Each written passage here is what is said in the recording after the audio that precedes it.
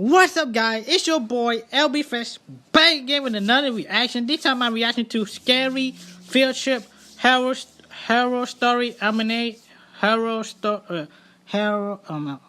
Story Lemonade. So, you guys want more do more reaction? Comment down below in the description. Hope you guys have a great day. Don't turn your notification on. If you new, subscribe to my channel. I'm gonna do more video for you guys. Just get it, man. Let's go. Come on. Hope you have a great day. Just get it, man. Let's go. Scary future horror story. Ooh, I'm about to get scared. Come on. Back in high school, I took a mysteries and mythology type class, or something like that. I don't remember the name of the class. Wow. It basically just had to do with real life mysteries and creepy shit. I was into that kind of stuff. I was taking the class with a good friend, who I'll call Ben for this story. It's cool combination to do the teacher at the class took us on a field trip to a nearby abandoned village with an unknown past. The village was built in the early 1900s, but seems as though it had been quickly abandoned shortly after it was built. The bus ride there was about 20 minutes. All of us were glued to the bus windows as we pulled up some sketchy-looking, decrepit road cutting through dense forest. They make the scary story. The road eventually led to a clearing. We were there. We stepped out onto the road, which had grass growing through the cracks. The grass surrounding was almost knee-high.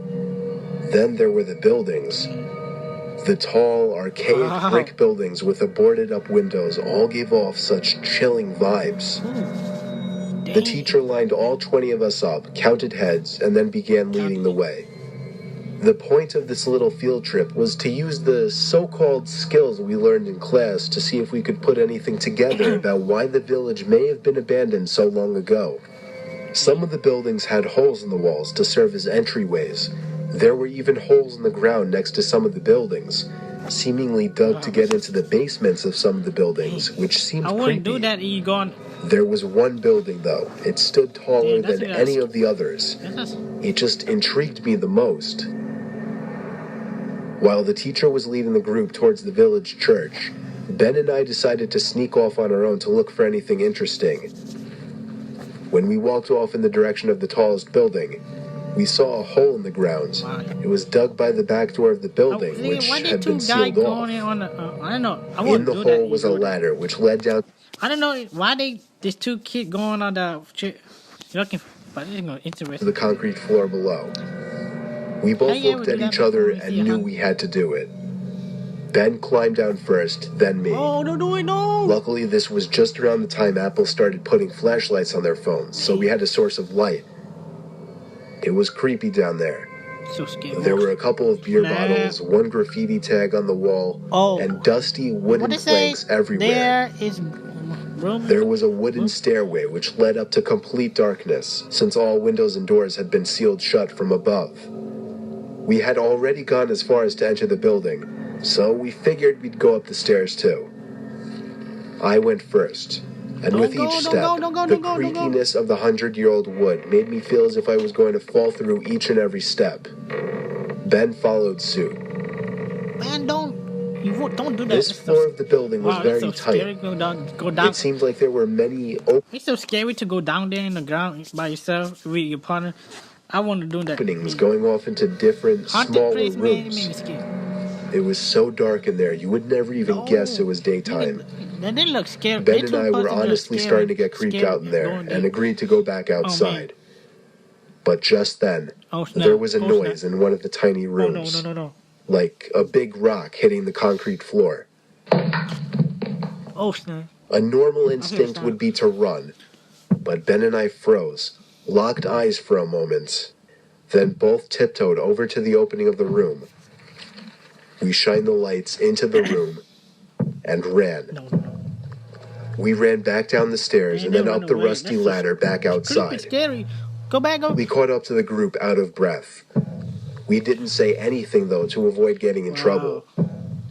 One of our classmates asked us what was wrong.